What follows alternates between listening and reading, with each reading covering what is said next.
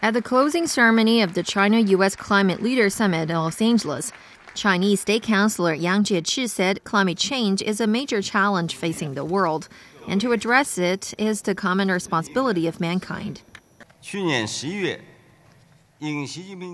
President Obama paid a state visit to China at President Xi's invitation last November.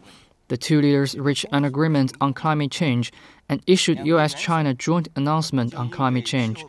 This summit is an important action to implement the joint announcement. U.S. Vice President Joe Biden said the joint efforts made by the U.S. and China can generate many possibilities.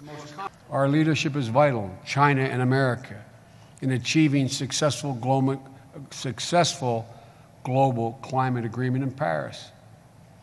The steps announced here unite our efforts, give us some momentum to reach these global agreements. We must learn from Kyoto and Copenhagen. We must reach an agreement that is ambitious, effective, and drives down global emissions in the decades to come. During the summit, 30 cities from both China and the U.S. signed the China-U.S. Climate Leaders Declaration. The declaration sets specific goals and solutions for each city, including reporting on greenhouse gas inventories, establishing climate action plans, and enhancing bilateral partnership and cooperation.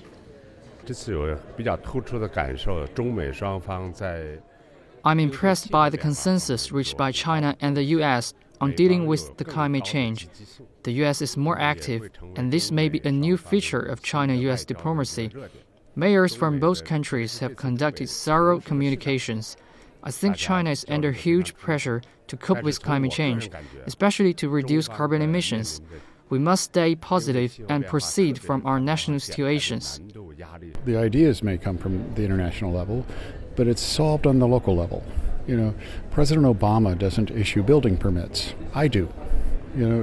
If this gets solved, it will be solved by the local leadership of the countries. Innovation and technology is only one piece of the jigsaw. We need to make sure our leaders have the courage and conviction to actually implement them.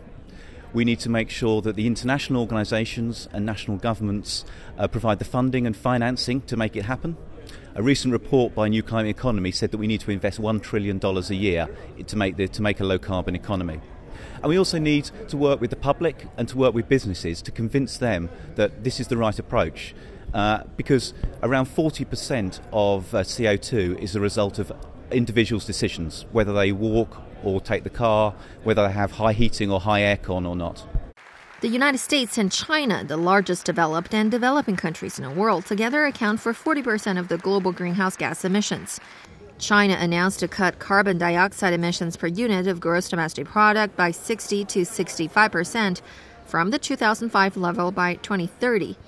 Some U.S. state and city governments also set ambitious carbon reduction targets.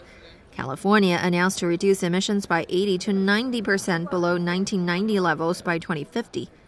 The second China-U.S. Climate Leader Summit will be held next year in Beijing.